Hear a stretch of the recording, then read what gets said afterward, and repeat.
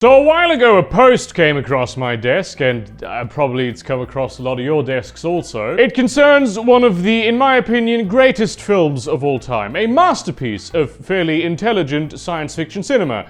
Even if the second part was enjoyable, and the third part was shit. I am of course talking about The Matrix. I'm just gonna assume you've all seen The Matrix. If you've not seen The Matrix, go see The Matrix. It's a landmark piece of cinema. It's a classic. You have to see it. Now, The Matrix was created by the Wachowskis, who, in my opinion, are some of the greatest filmmakers of all time. Back when they did The Matrix, they were known as the Wachowski brothers, which is no longer the case, because they have since come out as trans. Lana Wachowski came out in 2008, I think, and Lily Wachowski came out in 2016. And as is par for the course for the ever-expanding maelstrom that is identity politics, everything they had ever done was re-evaluated so people could see themselves in them. Which, you know, I get it if there's something about you that you share with like a big-time person, especially if it's a trait that is marginalized, and that big-time, famous, great genius person already has that trait, you do feel a little more connected to them. That's normal. And then eventually someone rewatched The Matrix and said, hey, if we look at this from a particular angle,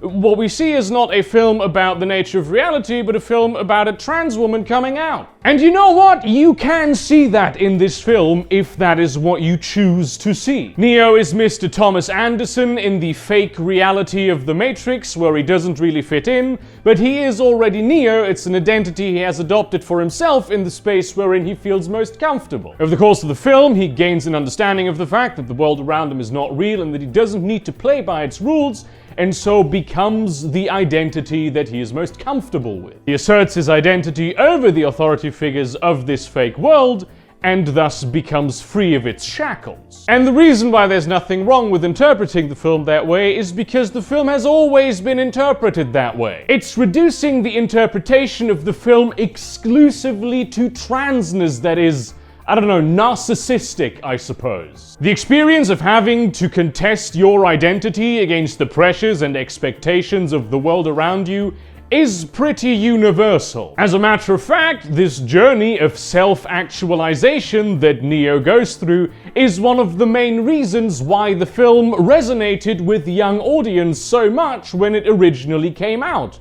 They saw themselves in it, and their own struggle to be who they want to be in the face of a society that expects them to be something different. Feeling like an outsider is not exclusive to trans people. A lot of people have this. And the reason why people are claiming The Matrix as a work for trans people exclusively is not so much because of what the film itself is, but because of the identity of its creators. Because the Wachowskis are themselves transsexual. And Lana stated explicitly that she already did feel like a woman back then, and presumably this is also true for Lily. At least I don't see why it wouldn't be, because that's rarely how it goes. And my question is, can trans people just be trans? Can maybe not everything that they do and accomplish be reduced to the trans nature of their identity? Yes, the Wachowskis are trans. They are also fantastic filmmakers. Obviously, The Matrix was great. V for Vendetta was for a long time my absolute favorite film. Jupiter Ascending was garbage, and I still really regret having paid money for that to see it in the cinema. But Sense8 is one of my favorite shows. It's a very good show. I do recommend it. These are phenomenal works of art, and I would like them even if I didn't know who made any of them, if I assumed that different people made them. Because it doesn't really matter. It doesn't matter who made a piece of art. The only thing that matters is the piece of art. Because everyone who perceives the piece of art will see their own thing in it anyway. Why do the Wachowskis have to be trans filmmakers? Why can't they just be trans and also filmmakers? If they went ahead and said, hey, we're the Wachowskis, we're trans filmmakers who make trans films about trans things, then okay. It's okay to paint them as that because that's how they have defined themselves. But I see this a lot with marginalized people these days. Whenever they achieve something, whenever they create something, it is only ever seen in relation to their marginalized identity. instead of being seen as just a thing created by a person. I mean, isn't this supposed to be the bad thing about being marginalized? That everything you do and make is seen through the lens of your identity? Why can a marginalized person not just be a genius who exceeds in their field regardless of their identity? Isn't that the world that everyone who reduces these people down to their identities pretends to want to live in? Because ironically, these very same people used to deride certain factions of society for reducing marginalized people to their marginalized identities, and rightly so. But now they're doing the exact same thing and they're pretending like it's somehow good. What the fuck? You've turned into the exact thing that you proclaim to hate, and you are happy about championing superficial traits about people instead of seeing them as complex individuals. These days, it's not really the right wing slapping labels on everything. I mean, sure, there's still a few dinosaurs that do that kind of shit, but you're never gonna get rid of those. You can only get rid of 99.8% of bacteria with modern antibacterial technology. 100% cannot be achieved. It is now the self-proclaimed champions of marginalized people who are not allowing them to be more than the labels that apply to them and be actual individual persons because they are too busy congratulating themselves on what a great job they did helping all of those poor minorities. Oh, aren't you fucking heroes? The best trans filmmaker doesn't want to be the best trans filmmaker. They want to be the best filmmaker. The best black chef doesn't want to be the best black chef. They want to be the best chef. The best gay politician doesn't want to be the best gay politician.